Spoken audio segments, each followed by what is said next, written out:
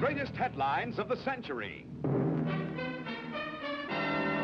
Dateline India, August 15th, 1947. In a moment, the story. India's battle for independence from the British Empire had been a pressing problem since the early years of the 20th century. Mohandas K. Gandhi, spiritual leader of millions of Hindus, had waged a passive war for several decades before the negotiations were to take a favorable trend.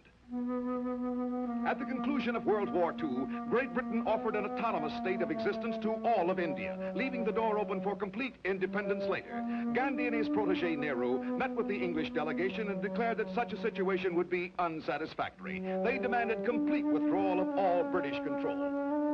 Then on March 14th, 1946, England offered complete independence. The years of unrest could now be brought to a close, but the problems facing such a course were many. The Asian country for centuries had been divided into two major religious groups, the Hindus and the Muslims. Now that complete freedom was within their grasp, the two religious philosophies clashed violently. Muhammad Ali Jinnah, head of the powerful Muslim League, argued for a separate Muslim state of Pakistan. Great Britain had vetoed the partitioning at first as being completely unfeasible, but the threat of uncontrolled civil war forced Prime Minister Attlee's government to reverse the official thinking on the matter. February 20th, 1947, found Lord Mountbatten, a staunch advocate of partitioning, replacing Lord Wavell as the Viceroy of India. At the same time, in separate assemblies, the Muslim League and the Hindu Confederation finally accepted the British offer of independence of the two separate states of India and Pakistan. August 15th, 1947, found the partitioning going into effect. Almost 2 million people had to be evacuated from one state to the other, as the partitioning line found Muslims living in the Hindu state and Hindus residing in the new Muslim state. Hungry and homeless refugees set up housekeeping in the streets of the major cities. Bewildered, they waited helplessly for someone to take care of them.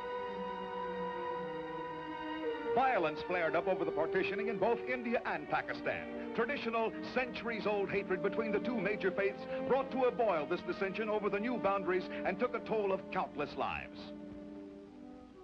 Although Pakistan had chosen complete independence from Britain, India chose complete sovereignty, with the symbolic retention of the king as a trademark of the free association of the Commonwealth members. The new Indian president, Rajendra Prasad, solemnly took his oath of office. To him and his Prime Minister Nehru now fell the unenvious task of leading their nation through the bramble-strewn path that lay ahead. India had received its long-sought independence, but it knew too well that the problem of retaining its freedom and healing its fierce domestic rifts would prove a larger battle still.